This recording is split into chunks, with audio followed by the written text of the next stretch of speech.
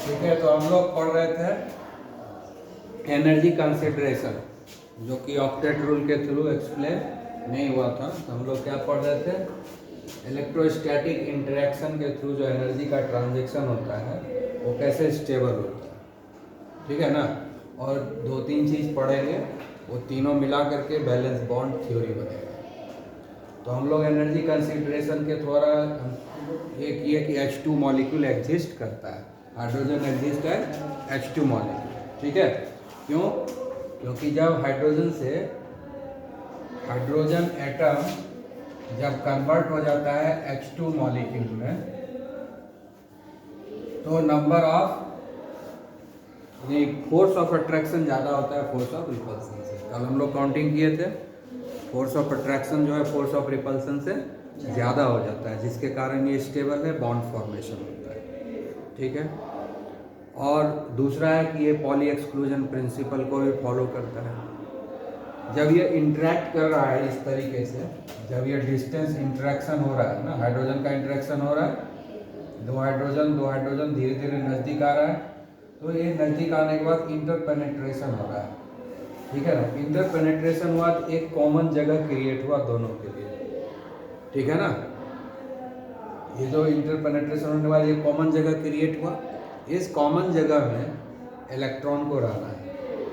तो poly exclusion principle क्या कहता है कि कॉमन ऑर्बिटल में कॉमन जगह पर जब इलेक्ट्रॉन एग्जिस्ट करेगा तो उसका स्पिन जो है अपोजिट होगा, उसका स्पिन क्या होगा, अपोजिट होगा। इसका मतलब है कि दो हाइड्रोजन है, एक का क्लॉकवाइज होगा और दूसरे का एंटी क्लॉकवाइज। इसका मतलब हुआ कि जो हाफ फील्ड ऑर्बिटल है वही मर्ज करेगा, हाफ फील्ड ऑर्बिटल जो है वही इसमें मर्ज करेगा, वही जो इंटरपेनेट्रेट करेगा। कंप्लीटली फील्ड ऑर्बिटल रहेगा तो इंटरपेनेट्रेट नहीं करेगा।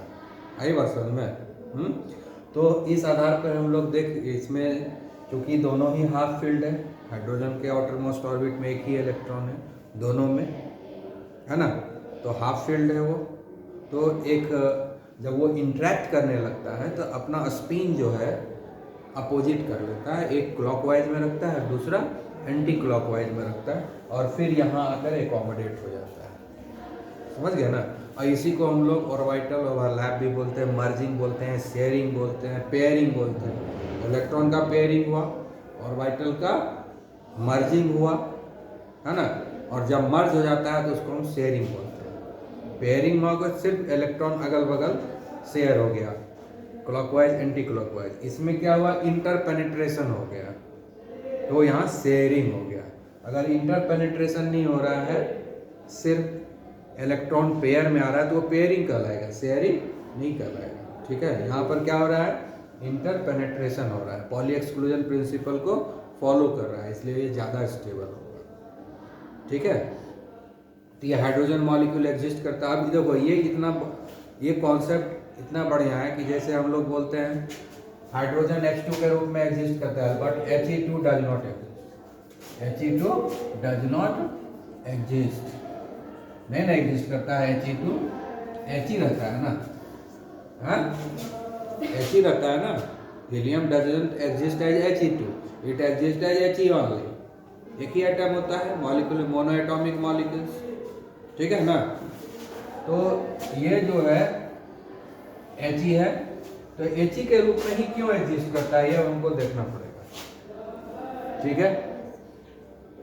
अब ये एनर्जी डायग्राम हम मिटा देंगे, आगे नहीं बनाएंगे, इसलिए अब कहीं भी रहेगा इसी तरह से डायग्राम सबका बनेगा। कोई भी दो एटम आपस में इंटरेक्ट करेगा, धीरे धीरे वो नज़दीक आता जाएगा और एनर्जी रिलीज होता जाएगा, ठीक है। यहाँ आप जो इसका जो स्टोर्ड एनर्जी है, पोटेंशियल एनर्जी है, इसका अपना स्टोर्ड एनर्जी है। जब वो स्टोर्ड एनर्जी को हम लोग पोटेंशियल एनर्जी बोलते हैं।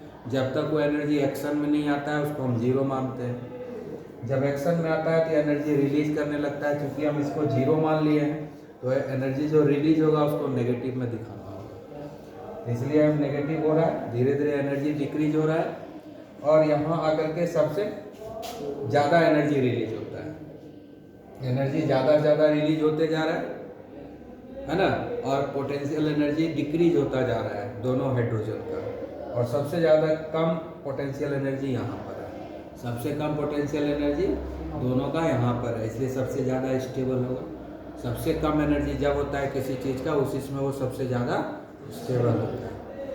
कमज़ोर आदमी शांत चुपचाप बैठा रहता है, और जिसके पास एनर्जी बॉडी बिल्डर रहता है तो हाथ पैर बहुत हिलाता है ना। कभी उसको चिढ़ाया, कभी उसको मारा, करता है कि नहीं। जो एकदम कमज़ोर रहता है क्या करता है, चुपचाप कोना में डूब के हुए बैठे रहता है, कुछ नहीं करता है कि नहीं। हैं, बीमार पड़ गया, बहुत कमज़ोर हो गया, क्या करेगा, चुपचाप कोना में बैठे रहेगा, है कि नहीं। तो उसी तरह से सबसे कम एनर्जी यहाँ पर है, तो ये सबसे ज़्यादा स्टेबल होगा कि नहीं, है। और जब सबसे ज़्यादा स्टेबल है, उसी इसमें ये सबसे ज़्यादा एनर्जी रिलीज किए हुए है। ठीक है, तो ये क्या हो गया हमारा bond energy, bond dissociation enthalpy. और ये क्या शो कर रहा है, बॉन्ड लेंथ, ये क्या शो कर रहा है, ये क्या है, इंटर न्यूक्लियर डिस्टेंस को शो कर रहा है। तो यहाँ पर देखो इंटर न्यूक्लियर डिस्टेंस इतना है, यहाँ पर और कम हो गया, यहाँ पर और कम हो गया, यहाँ पर और भी कम हो गया। तो इस पोजीशन पर जो इंटर न्यूक्लियर डिस्टेंस है, ये बॉन्ड लेंथ हुआ, यानी यहाँ से यहाँ तक का जो डिस्टेंस है, ये बॉन्ड लेंथ बता रहा है। ये जैसे बता रहा है bond energy, bond dissociation enthalpy, क्योंकि सबसे ज़्यादा एनर्जी यहीं पर रिलीज हुआ है। तो ये जो चेंज इन एनर्जी है, ये क्या है, बॉन्ड डिसोसिएशन एंथैल्पी है। उसी तरह से ये डिस्टेंस जो है, ये क्या बता रहा है, बॉन्ड लेंथ, बॉन्ड लेंथ, समझ गया ना। तो हमको बॉन्ड लेंथ भी मिल गया, बॉन्ड एनर्जी भी मिल गया। सबसे शॉर्टेस्ट बॉन्ड होगा यहाँ पर, इधर सब जगह बड़ा है, सबसे शॉर्ट डिस्टेंस है ये, शॉर्टेस्ट डिस्टेंस को ही हम लोग बॉन्ड लेंथ बोलते हैं। ठीक है, इतना सारा चीज़ मिल गया। ठीक है, इसको समझने के लिए हम फिर से एनर्जी लेवल डायग्राम बना रहे हैं। ठीक है ना, जैसे ये हीलियम है, तो इसके पास कितना चार्ज रहता है, +2 चार्ज रहता है ना। तो +2 चार्ज है, और इसके पास 2 प्रोटॉन है, तो 2 इलेक्ट्रॉन भी होगा।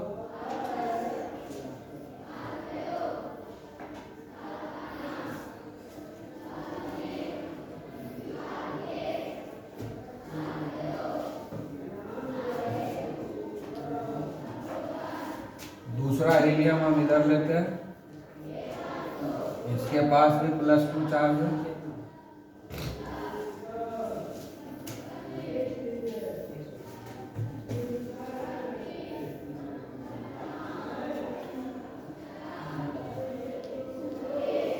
ठीक है, ये हीलियम है बिफोर इंटरेक्शन, ये दोनों हीलियम एटम है बिफोर इंटरेक्शन। ठीक है, इस समय क्या है, ये देखो फोर्स ऑफ अट्रैक्शन है, ये भी फोर्स ऑफ अट्रैक्शन है, ये भी फोर्स ऑफ अट्रैक्शन है, ये भी फोर्स ऑफ अट्रैक्शन है। ठीक है, जब ये इंटरेक्ट कर रहा है, तब जब ये आपस में इंटरेक्ट कर रहा है, तो हम लोग पहले फोर्स ऑफ अट्रैक्शन देख लेते हैं।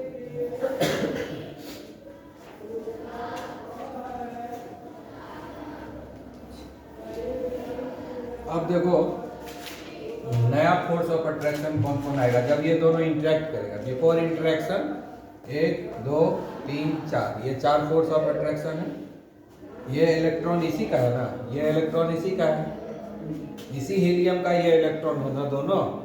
इसका न्यूक्लियस के साथ फोर्स ऑफ अट्रैक्शन है, अपने न्यूक्लियस के साथ है, इसका भी अपने न्यूक्लियस के साथ, इसका भी अपने न्यूक्लियस के। दोनों हीलियम के पास 2 इलेक्ट्रॉन है और 2 प्रोटॉन है। 2 प्रोटॉन के चलते यहाँ पॉजिटिव चार्ज है, और 2 इलेक्ट्रॉन है, एक इलेक्ट्रॉन का इधर दिखा रहे हैं, दूसरे को इधर दिखा रहे हैं।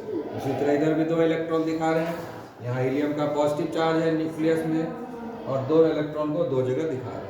ये फोर्स ऑफ अट्रैक्शन हुआ, ये ओल्ड फोर्स ऑफ अट्रैक्शन है, जबकि इंटरेक्शन नहीं हुआ है। हीलियम आपस में इंटरेक्ट नहीं किया। जब हीलियम और हीलियम आपस में इंटरेक्ट करेगा तो force of repulsion, force of attraction दोनों दिखेगा। तो हम लोग पहले फोर्स ऑफ अट्रैक्शन देख लेते हैं कौन कौन है। ये देखो किससे अट्रैक्ट, किससे करेगा, ठीक है, किससे किससे करेगा, फोर्स ऑफ अट्रैक्शन इसका होगा। ये नया फोर्स ऑफ अट्रैक्शन हुआ, होगा कि नहीं, ये नेगेटिव है, इस पॉजिटिव के साथ होगा, हाँ, और इधर तो नहीं है, फिर ये पॉजिटिव है और इस नेगेटिव के साथ होगा कि नहीं होगा, ये नेगेटिव है, इस पॉजिटिव के साथ होगा फोर्स ऑफ अट्रैक्शन, ये नेगेटिव है, ठीक है ना, तो इस पॉजिटिव के साथ इंटरेक्शन होगा, होगा ना। और कोई फोर्स ऑफ अट्रैक्शन है,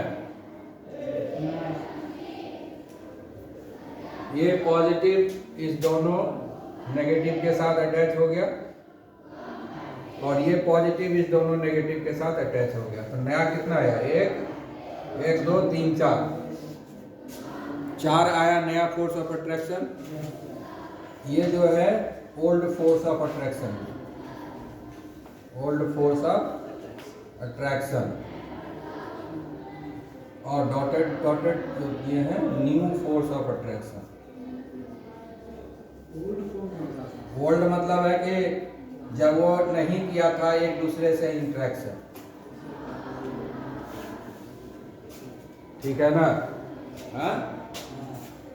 ओल्ड क्या है कि जब दोनों हीलियम आपस में इंटरेक्शन नहीं किया, यानी दोनों आपस में रिएक्शन करने के मूड में नहीं, उस समय समझ गए ना, जब दोनों का जो है आपस में अब इंटरेक्शन होगा, रिएक्शन होगा, तो नया बॉन्ड बनेगा कि नहीं।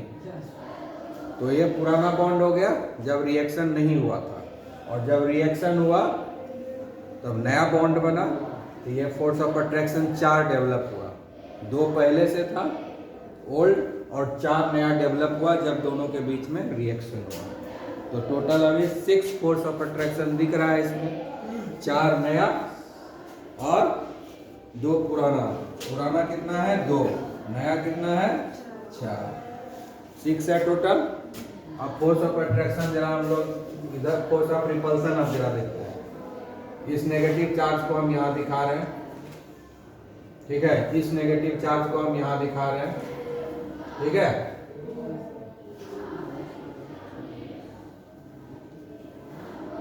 इस नेगेटिव चार्ज को हम यहाँ दिखा रहे हैं, ठीक है, और इस नेगेटिव चार्ज को हम यहाँ दिखा रहे हैं। अब ये दोनों हम नहीं बनाएंगे यहाँ पर, खाली हम यही दिखा रहे हैं, ठीक है।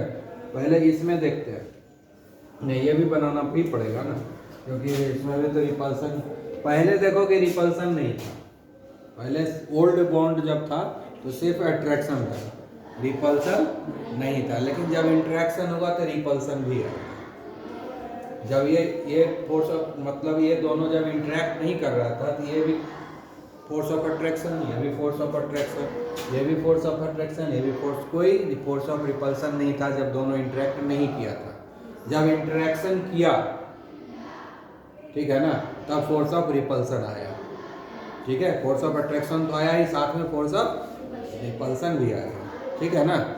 तब देखते हैं, और इधर एक होगा 2 पॉजिटिव और इधर लिखते हैं 2 पॉजिटिव, दोनों ये दोनों दिखा रहे हैं, ये वाला यहाँ पर दिखा है और ये वाला यहाँ दिखा है, ठीक है। तो इस दोनों के बीच में फोर्स ऑफ रिपल्सन हुआ, यहाँ पर फोर्स ऑफ अट्रैक्शन दिखा रहे हैं, फोर्स ऑफ अट्रैक्शन हम दिखा रहे हैं इस डायग्राम में, और यहाँ पर क्या दिखा रहे हैं, force of repulsion, force of repulsion. तो एक तो पॉजिटिव पॉजिटिव हो गया फोर्स ऑफ रिपल्सन, ये दोनों नेगेटिव में फोर्स ऑफ रिपल्सन हो गया, इस दोनों नेगेटिव में फोर्स ऑफ रिपल्सन हो गया, इस दोनों नेगेटिव में फोर्स ऑफ रिपल्सन हो गया, इस दोनों में फोर्स ऑफ रिपल्सन हो गया, इस दोनों में फोर्स ऑफ रिपल्सन हुआ, इस दोनों में फोर्स ऑफ रिपल्सन हुआ, और कोई फोर्स ऑफ रिपल्सन है, सारे फोर्स ऑफ रिपल्सन है। कितना ज्यादा फोर्स ऑफ रिपल्सन है जरा देख लो, 1 2 3 है ना, 4 5 6 7 फोर्स ऑफ रिपल्सन है। तो 7 force of repulsion, force of repulsion 7 है, समझ गए। और फोर्स ऑफ अट्रैक्शन कितना है? 6 ही है, पुराना और नया मिला के 6। तो फोर्स ऑफ रिपल्सन ज़्यादा ना हो गया। तो फोर्स ऑफ रिपल्सन ज़्यादा होगा तो बॉन्ड बनेगा, फोर्स ऑफ रिपल्सन ज़्यादा होगा तो इंटरपेनेट्रेशन हो ही नहीं पाएगा, वो नज़दीक आ ही नहीं पाएगा। नज़दीक नहीं आएगा तो इंटरपेनेट्रेशन नहीं होगा, इंटरपेनेट्रेशन नहीं होगा तो इलेक्ट्रॉन का पेयरिंग नहीं होगा, इलेक्ट्रॉन का पेयरिंग नहीं होगा तो फिर बॉन्ड नहीं बनेगा। इसलिए He2 नहीं एग्जिस्ट करता है। एनर्जी बढ़ गया ना, यानी हीलियम एटम का एनर्जी कम है और हीलियम मॉलिक्यूल का एनर्जी ज़्यादा है। जिसका एनर्जी कम रहेगा वही ना एग्जिस्ट करेगा। हाँ, आया बात समझ में। यहाँ पर क्या हो रहा है, He2 मॉलिक्यूल का एनर्जी ज़्यादा हो गया और He का कम रहा एनर्जी। तो जिसका एनर्जी कम रहता है वही एग्जिस्ट करता है। इसीलिए He2 does not exist but it will exist as He only. समझ में आ गया ना। तो फोर्स ऑफ रिपल्सन कितना है? 7। एंड फोर्स ऑफ अट्रैक्शन कितना है? फोर्स ऑफ अट्रैक्शन 6 है। ठीक है, ऐसे भी 6 नहीं भी मानेंगे हम, 4 ही लिखने हैं, क्योंकि दोनों के बीच में ये फोर्स ऑफ अट्रैक्शन नहीं है ना, दोनों के बीच में नहीं है ना, वो तो अपने आप में फोर्स ऑफ अट्रैक्शन है ना। 1 2 3 4 ये जो 4 है ये तो बॉन्ड बनाने में हेल्प नहीं करेगा ना, वो तो उसका अपना अट्रैक्शन है ना, एटम का, एटम के अपना पॉजिटिव और नेगेटिव के बीच में अट्रैक्शन है ना। इस दोनों के बीच में अट्रैक्शन होगा वही ना बॉन्ड बनाएगा। दोनों के बीच में जो दोनों आपस में इंटरेक्ट कर रहा है उस दोनों के बीच में जो फोर्स ऑफ अट्रैक्शन होगा वो ना बॉन्ड बनाएगा, कि अपने आप में जो अट्रैक्शन है वो बॉन्ड बनाएगा। जो दोनों आपस में रिएक्शन कर रहा है उस दोनों के बीच में फोर्स ऑफ अट्रैक्शन चाहिए ना। तो 1 2 3 4 इसका तो कंट्रीब्यूशन ही नहीं है ना बॉन्ड बनाने में, तो उसको हम गिन के भी क्या करेंगे। ठीक है ना, दोनों के बीच में जो बॉन्ड बना है वो हमको देखना है, दोनों के बीच में जो फोर्स ऑफ अट्रैक्शन है, दोनों के बीच में जो फोर्स ऑफ रिपल्सन है वो देखना है। ठीक है ना। तो दोनों के बीच में फोर्स ऑफ अट्रैक्शन कितना है? 4 ही है सिर्फ, है ना। ये जो डॉटेड लाइन में दिए हुए हैं यहाँ पर यही 4 है ना, 1 2 3 4, बस 4 ही है ना। तो फोर्स ऑफ अट्रैक्शन 4 है और फोर्स ऑफ रिपल्सन कितना हो गया? 7। काफी ज्यादा है force of repulsion, force of repulsion काफी ज्यादा है दोनों के बीच में ना। इसलिए किसी भी तरह He2 होने का कोई चांस नहीं है।